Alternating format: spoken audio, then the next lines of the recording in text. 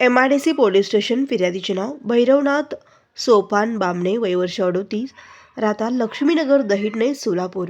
आरोपीचे नाव मालट्रक क्रमांक KL 56 1948 या चालक अब्दुल कादिर खयामुद्दीन शेख, राहता बसव कल्याण, जिल्हा बिदर, कर्नाटक.